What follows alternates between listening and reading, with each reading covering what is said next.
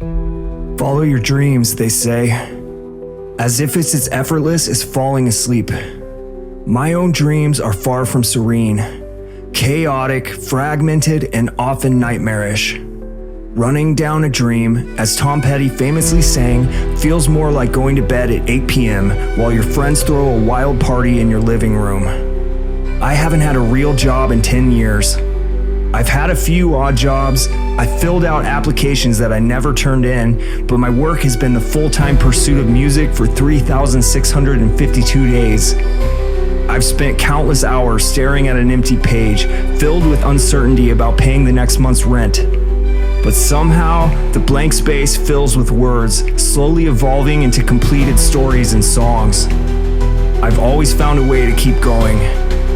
The past few years have tested me relentlessly. The weight of doubt, the fear of failure, and the rise of living expenses have been my close companions. Let's rewind 700 days. I moved into a cabin in the Rocky Mountains with the love of my life. Her new job transfer to the Denver airport meant we had to make it work or part ways.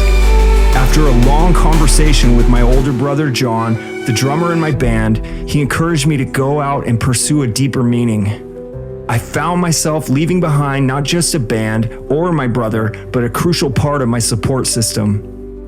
Our new home was a cabin built in 1947, perched on a steep hillside, lacking many modern amenities, including three-prong electricity, and ceilings barely 6 feet high.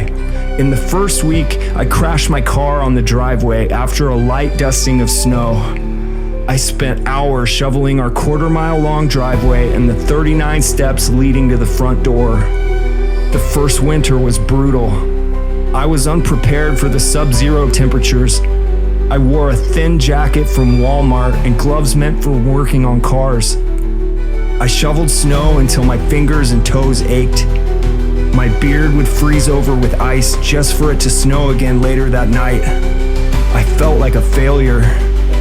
Within weeks, the harsh reality of our new life began to sink in. My girlfriend's commute was over 2 hours each day. Sometimes she'd be gone up to 4 days at a time. The cabin, heated by a wood stove, was perpetually cold, averaging 46 degrees. We huddled under every blanket we owned in front of a tiny space heater, while bears raided our trash and aggressive elk roamed our yard. Every day was unpredictable. You never knew what it would bring. Isolation and the bitter cold distorts your perception of time and reality. What I initially saw as the ultimate freedom soon felt like a prison. The routines of making music and videos gave way to the grueling task of chopping and stacking wood for hours each day. There's nothing harder on your mind than the cold. It's unrelenting.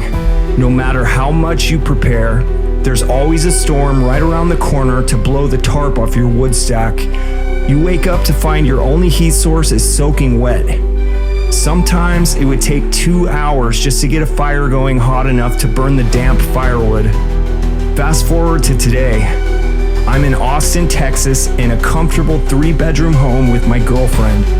The ordeal of the cabin is slowly fading into a memory, replaced by new routines that I love.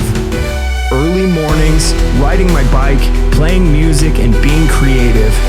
This harsh experience sharpened my spirit, transforming into the greatest story I have yet to tell.